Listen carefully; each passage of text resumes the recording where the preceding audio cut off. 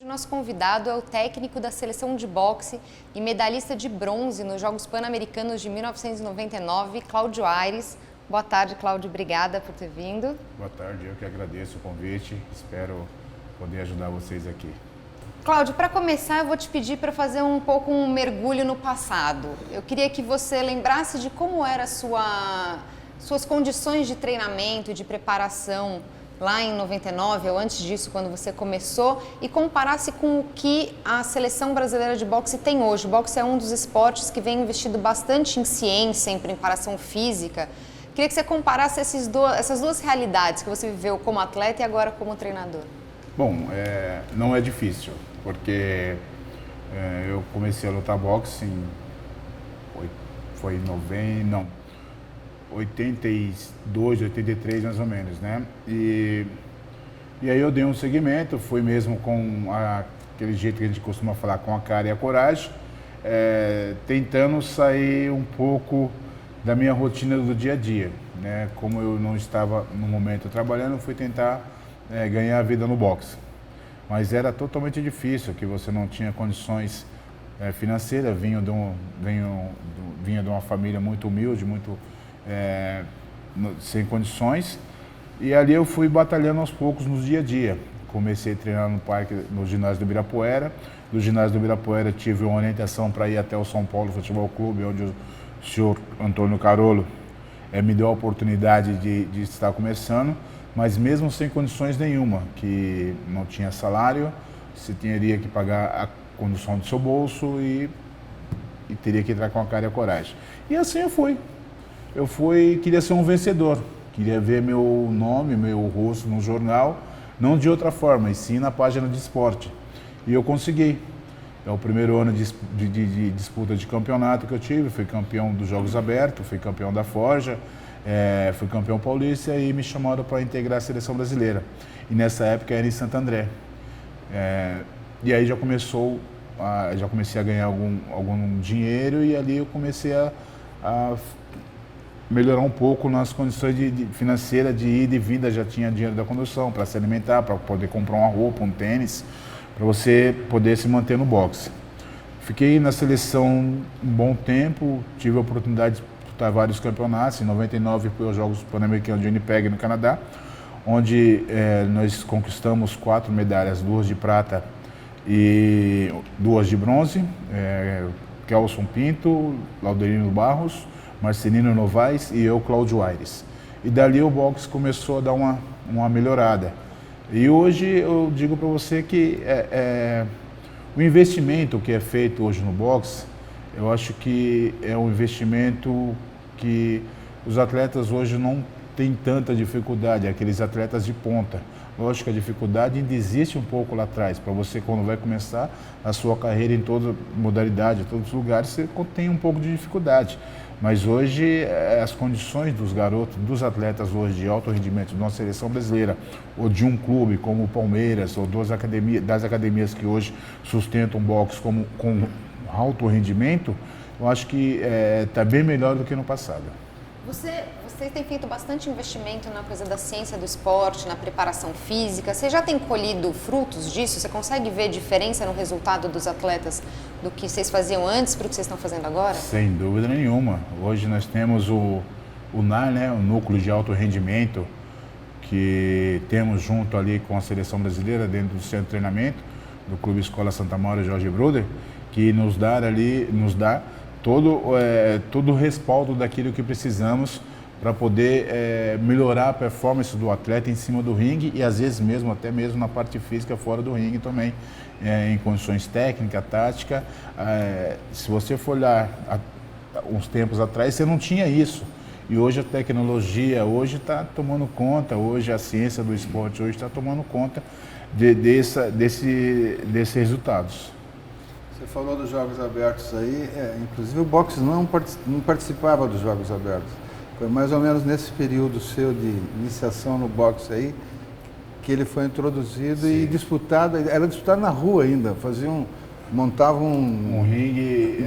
Não era assim? Eu peguei uma época que já fomos para o ginásio, uma cidade do interior, né, onde você fica alojado nos colégios, né, os colégios abrem abre mão das salas de aula, né, dão férias aos atletas. E ali é onde eu comecei, foi nos colégios, no colégio que é onde eu me alojava, e dali eu ia para a competição. Eu senti o gosto do boxe, eu falei, eu quero viver, quero sobreviver, eu não quero ser um campeão mundial, mas sim um campeão da vida. Eu acho que é importante isso dizer, porque o boxe, o esporte, ele te proporciona muitas coisas. Às vezes você pode estar querendo partir para o outro lado, mas o esporte em si, ele te proporciona coisas boas, então você tem que abraçar mesmo e falar, pô, é isso que eu quero ser na vida. Nessa sua fase inicial aí, quem que você lembra assim que eram os seus ídolos do boxe? No caso era o boxe profissional, né? Sim. Mas era do que a gente vivia aqui, não tinha... Olha, eu tive uma inspiração muito grande. Um cara que me fez ir ao boxe e conseguir almejar as minhas vitórias foi o Maguila. O Adilson Rodrigues Maguila, até deixar um grande abraço, né, pelo que ele está passando, mas com fé vai tá bem aí. Também o Éder Joffre, me inspirei muito no Éder, assistindo a luta dele. Feliz aniversário, Éder, completou seus 80 anos, né? Acho legal, o Éder é um ícone, né, do boxe brasileiro, do boxe mundial, né? Então eu acho isso daí super importante. Nós temos hoje grandes valores, Valdemir Sertão Pereira, o Popó, o Miguel de Oliveira, Servílio de Oliveira também, 44 anos atrás, que o Brasil não ganhava uma medalha olímpica, o Servílio de Oliveira foi o primeiro. Então eu acho que o boxe brasileiro ele está bem servido. Hoje, mais ainda pelo apoio que temos hoje, pelas condições que o Comitê Olímpico hoje nos dá, pelo apoio que a Petrobras hoje vem investindo no boxe, né? Então, acho que a gente, o boxe hoje, podemos dizer assim, hoje você sobrevive, você vive bem do boxe. Três dos quais você citou, eu conheci muito bem, que foi o Servílio. Sim. Inclusive na luta fatídica dele do olho, eu estava lá presente, eu acompanhei. O Maguila eu acompanhei todinha a carreira do Maguila, inclusive treinamentos dele, e do Éder Joffre também, inclusive lutas por título mundial. Sim. E são três figuras extremamente voltadas para o boxe. Eles tinham a cabeça voltada para o boxe. Eles não queriam ser mais nada na vida do que ser boxeadores. Pô, né? E até assim, fugindo alguns preceitos que a gente vê por aí, preconceitos e tudo mais. Para mim, um dos atletas que eu conheço todas as modalidades, cubro Olimpíadas desde 76. O Maguila é um dos atletas mais inteligentes que eu já conheci. Então, quer dizer, é uma coisa que o boxe tinha uma certa barreira, ainda tem uma certa barreira, mas que na realidade tem outra face, né? Porque se você... o boxe hoje ele não é feito só de murro, não é feito só de pancada. Você pode colocar em 1% da sua força 99% de inteligência. Porque você tem que ser inteligente para você dominar o quadrilátero, para você estar dentro do ringue, para você não sofrer os golpes. E quando sofrer os golpes, saber assimilar, saber para onde você tem que sair, como que você tem que fazer, o que você tem que fazer para sair daquela situação. Então, acho que o boxe ele melhorou muito, deu um grande up, né? Cresceu bastante. Você falou, o Edgar estava citando, a mudança do estigma do boxe, né? De ser um esporte muito violento, em que você só dá pancada, e sempre foi um esporte em que mulher não pode participar, né? E na última Olimpíada, em 2012, pela primeira vez as mulheres entraram no ringue e uma brasileira, a Adriana, ganhou uma medalha de bronze. Você viu uma mudança nessa percepção da participação feminina depois da Olimpíada? Sem dúvida nenhuma. Hoje você abre um site qualquer que tem uma academia, tem várias meninas treinando. Antigamente tinha, mas não tanto igual hoje, porque eu creio que depois de 2012, onde o boxe foi introduzido nas Olimpíadas em Londres, e mais ainda quando nós conseguimos colocar 3 atletas na primeira Olimpíadas voltada para as meninas, para as mulheres, o boxe cresceu bastante. Aí veio a medalha da Adriana, veio a conquista da Adriana. Então isso veio a calhar e veio a crescer mais ainda. Hoje a gente, não só o boxe como fitness, né, como parte de preparação física, modelagem de corpo, essas coisas, mas também o boxe para alto rendimento. Hoje em dia, a maioria dos clubes hoje, cidades do interior, jogos abertos, essas coisas, Tem o boxe como as categorias, são categorias igual ao masculino. Né? Só na Olimpíadas ainda que são só 3 categorias, 51, 60 e 75. Mas temos certeza que mais para frente vai vir mais categorias para as meninas e para as mulheres. Eu acho que o boxe feminino, ele só tem tendência a crescer só. Você falou, tem mais gente chegando, né? Mais mulheres chegando no boxe.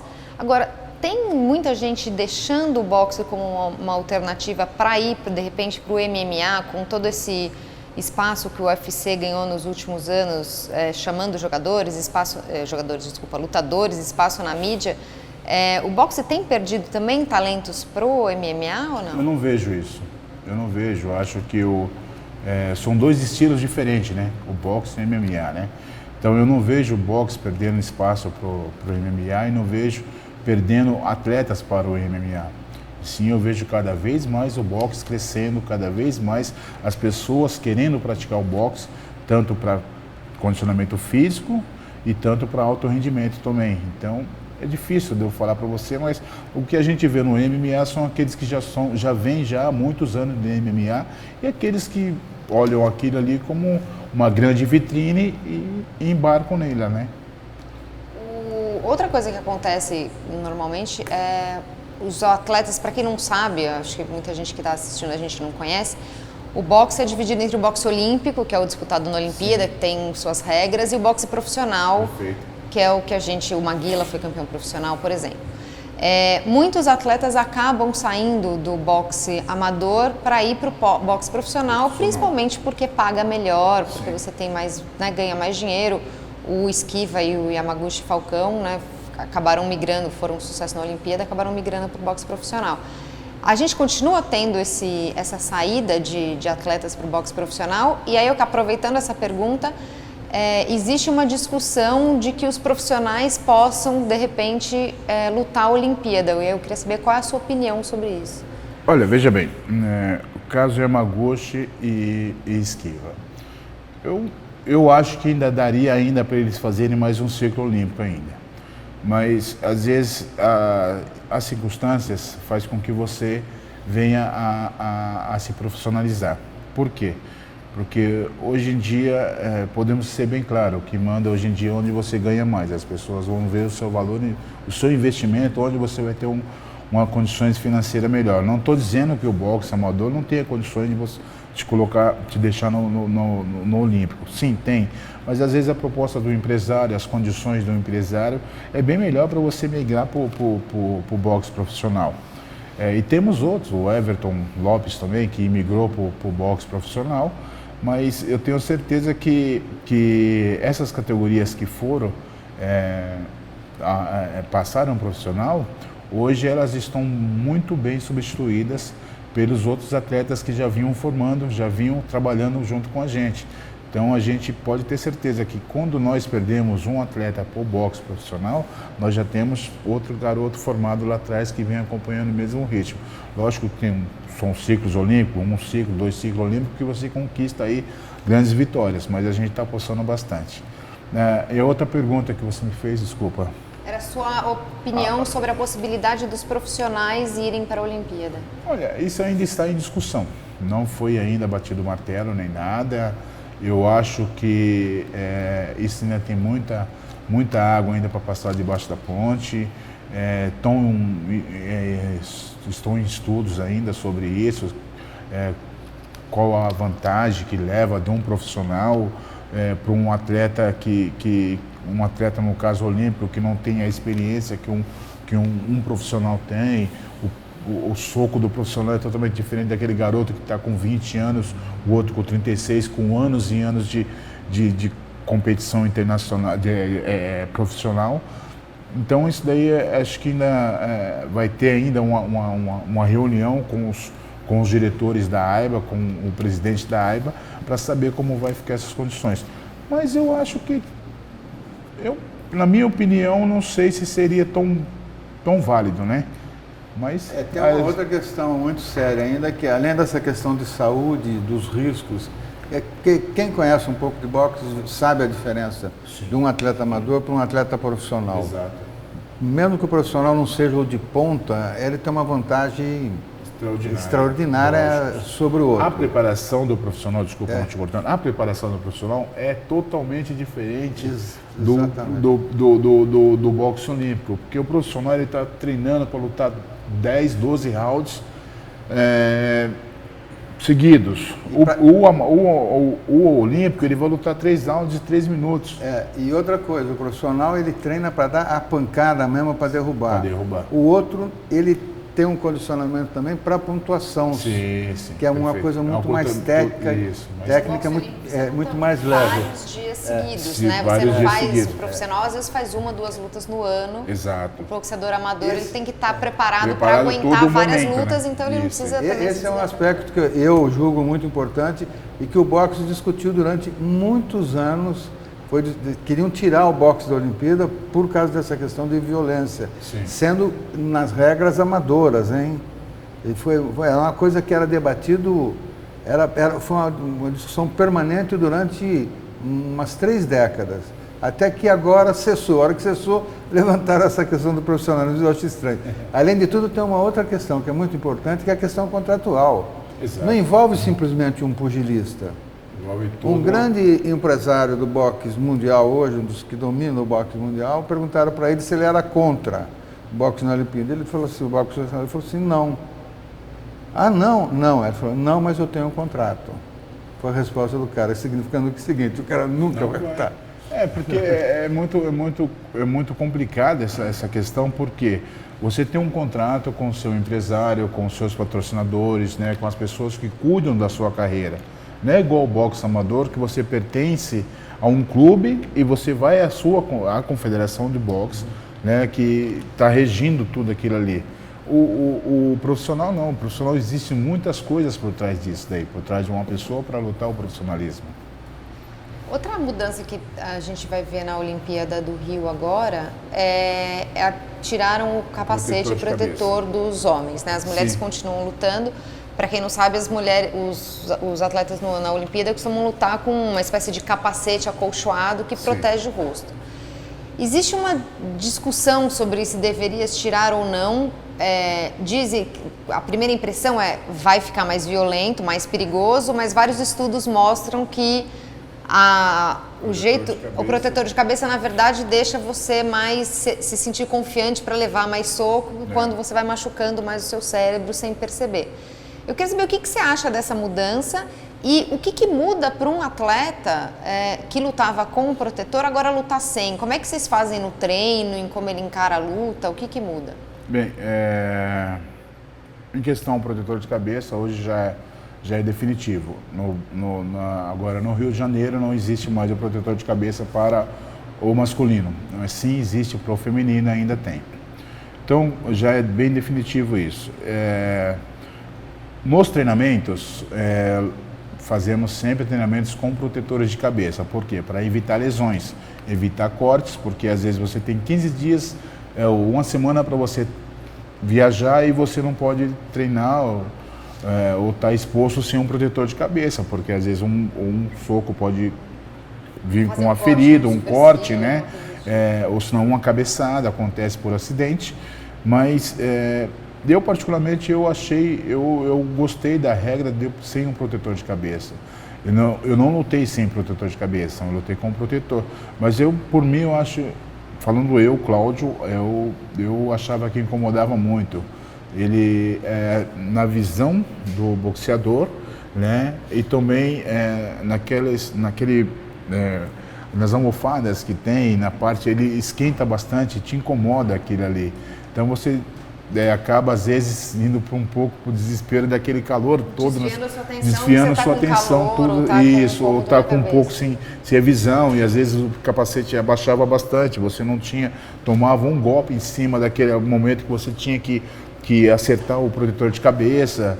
Às vezes você estava numa competição, o protetor de cabeça saía, tinha que parar a luta para colocar de novo, mas eu achei assim, eu particularmente achei muito bom de ter tirado o protetor de cabeça nesse Rio 2016. Agora os atletas olímpicos vão ter que se preocupar com uma coisa que os profissionais se preocupam, que é o que você falou do treino. Você estando com a luva direto em contato com o rosto, você pode levar socos que abram, né, áreas do rosto que são mais sensíveis e cortes, você pode levar uma cabeçada, como você disse, coisas que no boxe olímpico não acontece com tanta frequência, esses machucados no rosto, né? Você tem conversado com os atletas sobre como fazer para evitar, como lidar com isso? Eu acho que a primeira questão é levantar a guarda, né? A mão em cima para não tomar golpe. Esse é o básico da luta. É o básico sempre, da luta, né? Não, mas foi feito estudos junto à AIBA por muitos torneios mundiais, muitas competições fora do país, ou aqui, até mesmo aqui dentro, que às vezes a lesão de um corte, às vezes um choque de cabeça, ou até mesmo de um soco, né? Nós temos hoje, a AIBA tem hoje em todos os torneios internacionais que chama uma pessoa Kutman.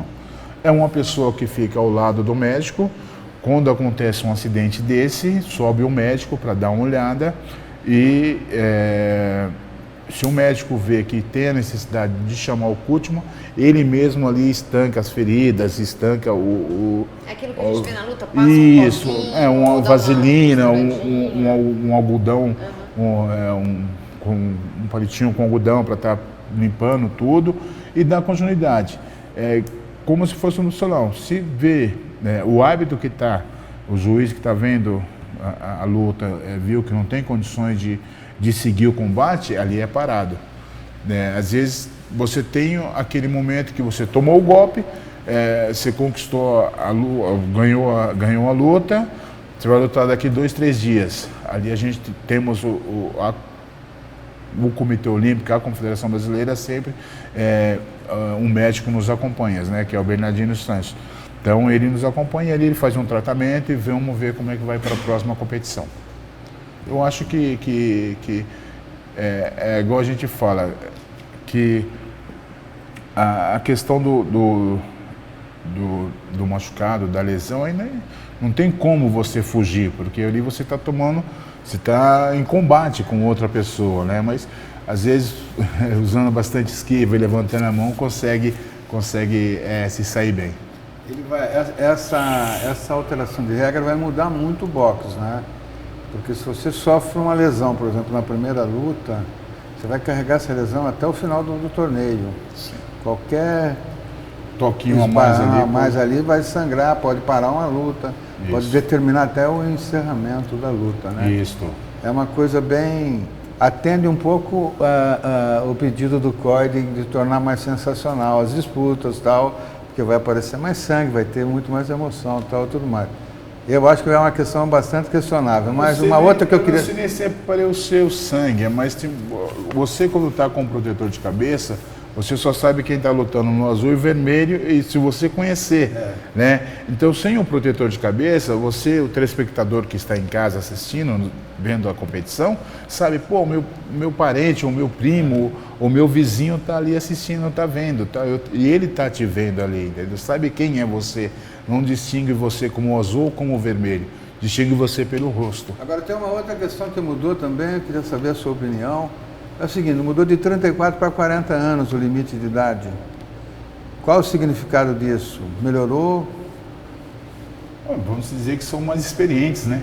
Aqueles que estão de 34 para 40, é lógico, a experiência às vezes prevalece um pouco, mas a juventude mais ainda. Então, a gente tem muitas dessas questões de idades. Hoje em dia, se você pega um garoto com 22, 23 anos, o garoto está voando baixo. E você pega um 40, já não faz a mesma coisa que o de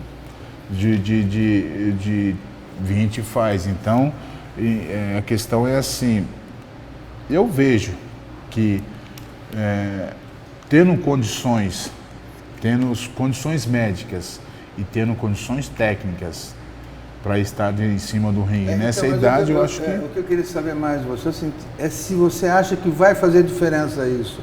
Porque no boxe profissional faz muita diferença. Sim. essa questão de idade. São raríssimos que chegam lá com uma idade um pouco mais avançada.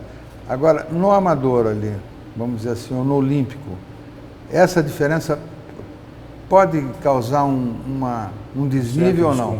Desconforto? Sim, pode.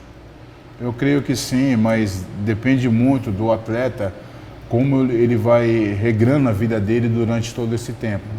É lógico que a gente não quer um atleta aí que vive 100% só treinando, mas ele tem umas regras de andamento na vida, de questão de saber se manter sempre na atividade, saber sempre se mantendo com exatamente no peso, não ideal, mais ou menos perto do peso, não subir tanto de categoria, porque lógico, você vai ficando um pouco mais com a idade e o peso vai subindo também. Mas você mantendo uma regra ali correta de como você tem que levar a sua vida regrada até os 40, que você pode chegar para competir, eu acho que dá para chegar assim. Cláudio, eu queria voltar um pouquinho na história do protetor. Tem uma questão que nos últimos anos a gente vem falando mais e discutindo mais, que é a questão da demência pugilística, que é uma doença que pode ser desenvolvida por um atleta pela quantidade, quando você vai levando socos na cabeça, o seu cérebro vai batendo na caixa craniana e criando lesões que podem levar a essa doença, né? Que muita gente, os médicos confundem muito com Alzheimer também, tem semelhanças de sintomas. Isso é uma preocupação que os atletas têm? Vocês falam sobre isso? Você tem uma preocupação de... Não só falamos, como também fazemos exames, às vezes de ano em ano, de 6 em 6 meses também. Todos os exames, os requisitos que precisa para você estar competindo. A AIBA hoje exige isso, e a Confederação Brasileira também de Boxe, junto com o nosso médico, Bernardino, também exige isso. Então a gente, todos os momentos que podemos, até mesmo, às vezes, se um atleta chega a tomar um knockdown, não volta para uma competição, em competições internacionais, ele, dependendo do resultado de um exame, você fica afastado 6 meses. Por questões de, igual eu falo, a preservação, integridade física do atleta. Então não é só quando você está em treinamento, em sim em competição. Você tomou um knockdown ou você tomou um nocaute, alguma coisa, aquilo ali repercute tudo a questão de exames, junto aos médicos do evento, né, e também ao nosso médico aqui da Confederação. Então, depois de um atleta, por exemplo, é nocauteado, tem uma luta dura, ele passa já por exames, faz testes para saber em que situação ele está, se pode continuar ou não.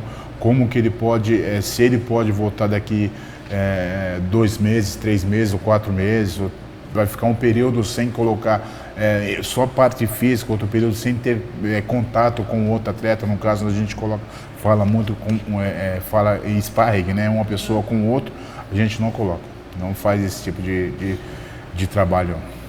O boxe brasileiro hoje, na sua opinião, ele tem um referencial mundial, ou mais de um referencial mundial? A gente tem que seguir esse padrão, ou aquele padrão, para treinamento, para acompanhamento, para monitoramento da saúde do atleta, de tudo, sabe assim, é isso que a gente tem que fazer. Olha, hoje para vocês verem que igual quando nós começamos a conversa, perguntando para mim se há uma diferença. Hoje você tem uma nutricionista, um psicólogo, 2 fisioterapeutas, um massoterapeuta, médico, coordenador técnico, temos o preparador físico e 5 técnicos. Então, o atleta hoje, ele se sente bem fazendo aquilo que ele mais gosta, porque ele está respaldado por todas essas pessoas. E quando você está respaldado, você se sente bem e você vai fazer. Nós temos um coordenador técnico, que é o Otílio Toledo, que dali, junto conosco, com os técnicos, né, sentamos e fazemos uma planilha de treinamento, o que tem que ser feito por etapas, etapa de competição, etapa preparatória, etapa de descanso, tudo certinho.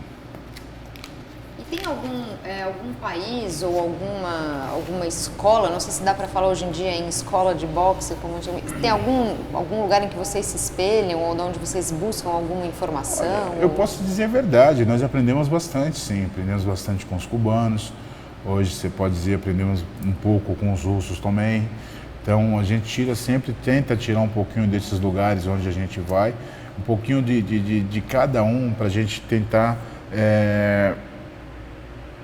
ter como eu posso dizer, ter uma visão melhor do que está acontecendo lá fora, do que eles estão usando hoje, né? Então a gente aprende bastante. Hoje em dia para ser um técnico da seleção brasileira, você precisa fazer os cursos da AIBA, 1 estrela, 2 estrelas e 3 estrelas. Então são cursos lá fora que você aprende bastante. São cursos que você vai, que é em Cuba, no Cazaquistão, no Canadá. Então são cursos que você sempre está se atualizando. E Cláudio, para encerrar, eu queria te perguntar qual a atual situação da seleção brasileira visando os Jogos Olímpicos, quantos atletas a gente tem classificados e como é que eles estão, e qual a expectativa da confederação? Vocês trabalham com meta de medalha, meta de colocação, como é que está isso? Não, hoje temos hoje 8 atletas classificados, eu vou dar por nome e categoria, tá? Tomou um tempinho seu. Patrick Lourenço, 49 quilos. Julião Neto, 52. Robson Conceição, 60. Robson Conceição. Obenilson de Jesus, 60. Joedson Teixeira, 64. Michel Borges, 81. Juan Nogueira, 91. E Adriana Araújo, 60 quilos. Então, nós somos hoje 8 classificados. Tem mais espaço para mais alguém nessa equipe? Temos mais espaço, sim, para mais 3 atletas 3 atletas no masculino e 2 atletas no feminino. Então, estamos indo agora com o feminino, nós vamos ter uma base no Rio de Janeiro, que vai ser em maio, de 4 a 14, junto com a equipe do Cazaquistão, que está vindo para cá para treinar com a gente. E o feminino dali segue para o Mundial, no Azerbaijão, no Cazaquistão, no Cazaquistão. O Azerbaijão vai o masculino em junho. Então a gente ainda tem espaço aí para mais uns atletas. Esperamos que vão todos, né? Mas a gente tem espaço aí para outros e a gente está trabalhando firme para que possamos classificar um número maior de atletas, né? E em questão de medalhas, em questão de que posição podemos ficar, eu costumo sempre dizer que eu uso sempre uma frase do nosso presidente Mauro, que saímos do Brasil sem medalha, mas já estamos no Brasil, mas somos sem medalhas. Mas queremos voltar com alguma. Não sabemos a cor, se é ouro, prata ou bronze, mas queremos voltar. E a gente está trabalhando firme. Eu acho que a equipe hoje que está voltada para o boxe brasileiro, com o apoio do Comitê Olímpico Brasileiro, com o apoio da Petrobras, e um grande trabalho que está sendo feito dentro da Confederação Brasileira hoje com o presidente Mauro José da Silva, eu acho que hoje o Brasil pode esperar grandes coisas do boxe. A gente vai trabalhar, estamos trabalhando firme, estamos focados nos nossos objetivos, que das competições antes da competição inicial dos Jogos Olímpicos, são essas competições que a gente vai para conquistar mais vagas.